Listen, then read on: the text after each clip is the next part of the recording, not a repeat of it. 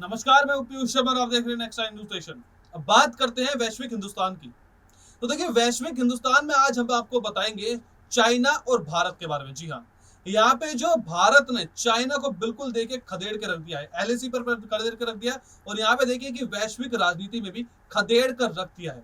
आज हम बात करेंगे चाइना की बीआरआई पॉलिसी के बारे में, बेल्ट एंड रोड इनिशिएटिव के बारे में, जिससे वो पूरे विश्व में अपनी धाक जमाना चाहता है। श्रीलंका का जैसे हाल हुआ वो चाइना की बीआरआई पॉलिसी के तहत हुआ था। चाइना का जो अब हाल हो रहा है वो भी बीआरआई पॉलिसी के तहत हो रहा है। और जो पाकिस्तान का देखिए कि बेड़ा गर्क हो चुका है इस वक्त, तो वो भी बीआरआई पॉलिसी का ही एक हिस्सा है। आज हम आपको बताएंगे कि भारत इसका कैसे फायदा उठा रहा है, और साथ ही आपको बताएंगे कि श्रीलंका ने चाइना के खिलाफ क्या ऐसा कदम उठा दिया जिससे चाइना की रूह कांप गई है। देखिए हमारी एक खास रिपोर्ट। बीआरआई प्रोजेक्ट को लगा कोरोना। चीन ने जिस कोरोना वायरस को जन्म दिया और पाला पोसा, अब वो वायरस चीन की अर्थव्यवस्था को डंक मारने के लिए पूरी तरह से तैयार है। और कोविड संकट ने विश्व के दर्जनों देशों की अर्थव्यवस्था को इतनी बुरी तरह नुकसान पहुंचाया कि पिछले 2 सालों में बीआरआई प्रोजेक्ट को लेकर एक भी नए प्रोजेक्ट साइन नहीं हुए, और चीन इस वजह से बौखलाया हुआ है। रिपोर्ट के मुताबिक पिछले 2 सालों से चीन ने बीआरआई प्रोजेक्ट के लिए एक भी तीसरा देश नया इन्वेस्टमेंट करने के लिए तैयार नहीं हुआ, और अब श्रीलंका की दुर्गति देखकर कोई नया देश इस प्रोजेक्ट को साइन कर अपना मुंह भी नहीं जलाना चाहता। वहीं चीन की गतिविधियों पर नजर रखने वाले विश्लेषकों का कहना है कि कोविड की वजह से चीन की अर्थव्यवस्था भी बुरी तरह से प्रभावित हुई है। रियल एस्टेट सेक्टर औंधे मुंह गिर चुका है, लिहाजा चीन के पास देशों को लोन देने के लिए भी पैसे नहीं है ताकि बीआरआई को आगे बढ़ाया जाए। वहीं दर्जन भर देश ऐसे भी हैं जो अपनी चौपट हो चुकी अर्थव्यवस्था का हवाला देकर बीआरआई प्रोजेक्ट के पुनर्मूल्यांकन की बात कर रहे हैं। बांग्लादेश की चीन को 2 टूक। बांग्लादेश के वित्त मंत्री एचएम मुस्तफा कमाल ने सार्वजनिक रूप से श्रीलंका में आर्थिक संकट को बढ़ाने के लिए आर्थिक रूप से अक्षम चीन बीआरआई परियोजना को दोषी ठहराया। उन्होंने चेतावनी दी है कि विकासशील देशों को बीआरआई के माध्यम से अधिक ऋण लेने के बारे में 2 बार सोचना चाहिए, क्योंकि वैश्विक मुद्रास्फीति और धीमी गति से विकास ऋणग्रस्त उभरते बाजारों पर दबाव डालता है। मुस्तफा कमाल ने फाइनेंशियल टाइम्स को दिए गए एक इंटरव्यू में कहा कि हर कोई चीन को दोष दे रहा है और चीन इससे इनकार नहीं कर सकता।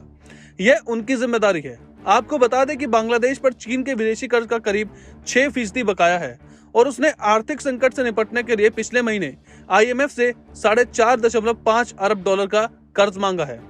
बांग्लादेश भी आर्थिक संकट में घिर चुका है, और पिछले हफ्ते उसने पेट्रोल और डीजल की कीमत में 50% से ज्यादा का इजाफा करा है।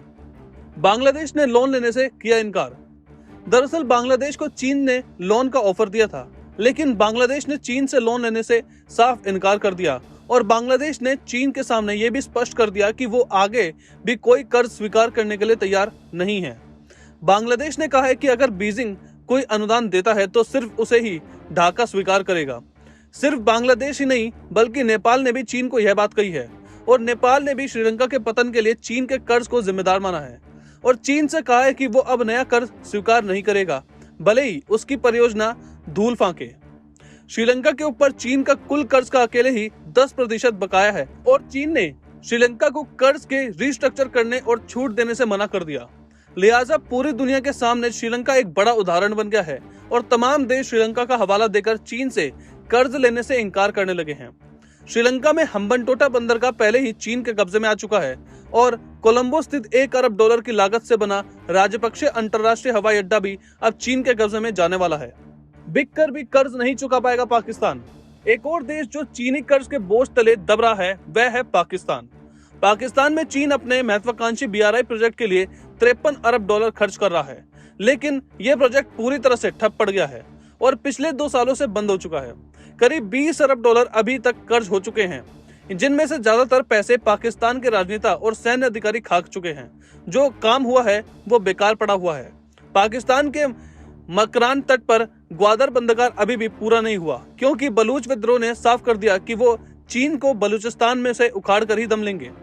कई चीनी नागरिकों को बलूचिस्तान में मारा जा चुका है, जिसकी एवज में पाकिस्तान को भारी भरकम जुर्माना चीन को चुकाना पड़ा। पिछले दिनों पाकिस्तानी वायुसेना के हेलीकॉप्टर को भी बलूच स्वतंत्रता सेनानियों ने मार गिराया। लिहाजा चीन काफी डरा हुआ है और BRI प्रोजेक्ट को धूल फाक रहा है। आर्थिक बबल में फंस चुका है पाकिस्तान। ग्वादर बंदरगाह को लेकर पाकिस्तान को बहुत बड़े बड़े ख्वाब दिखाए गए थे और कहा गया था कि ग्वादर बंदरगाह बनने से कराची दुबई बन जाएगा, लेकिन हुआ ये कि पाकिस्तान चीन का आर्थिक गुलाम हो चुका है और इस्लामाबाद के गले से बंधा विशालकाय पत्थर बन चुका है, जो उसे आज नहीं तो कल समुद्र में जरूर डुबोएगा।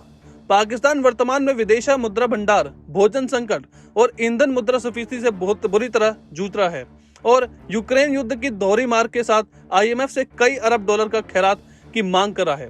वास्तव में भारतीय उपमहाद्वीप में चीन की पैठ इस तरह तक बढ़ गई है कि नौकरशाही और मीडिया के साथ भी समझौता किया गया है और वे अपने ही देश के खिलाफ काम कर रहे हैं। चीन ने और कहां लगाए पैसे। पाकिस्तान के बाद चीन ने इंडोनेशिया में 44 अरब डॉलर, सिंगापुर में 41 अरब डॉलर, रूस में 39 अरब डॉलर, सऊदी में 33 अरब डॉलर और मलेशिया में 30 अरब डॉलर का निवेश किया है। बीजिंग ने कंबोडिया में भी बड़े पैमाने पर निवेश किया, जिसके कारण आइसिन देश दक्षिण चीन सागर में चीन द्वारा किए गए एक तरफा बदलाव और ताइवान के खिलाफ युद्ध के प्रति मूक दर्शक बने हुए हैं। अंत में खुद चीन भी डूबेगा। चीन BRI के खिलाफ रोना केवल भारतीय उपमहाद्वीप तक ही सीमित नहीं है, बल्कि इसकी गूंज केन्या में भी सुनी जा सकती है, जिसे चीन ने 4.7 अरब अमेरिकी डॉलर दिया हुआ है एक रेलवे की परियोजना के लिए। लेकिन अपने लॉन्च के 5 साल बाद यह परियोजना युगांडा में अपने गंतव्य से 200 मील दूर तक एक खाली मैदान अचानक खत्म हो गई और चीन ने बाकी लोन देने से इनकार कर दिया।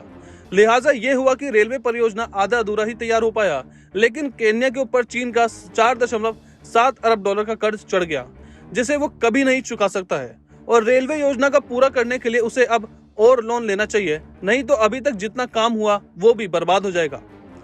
यानी चीन अपने BRI के फंदे में कई देशों को फंस चुका है, लेकिन इसका अंतिम असर खुद चीन को भी होगा, क्योंकि अगर ये देश दिवालिया होते हैं तो चीन को एक ढेला भी नहीं मिलेगा और अरबों डॉलर के साथ उसका BRI प्रोजेक्ट भी डूब जाएगा।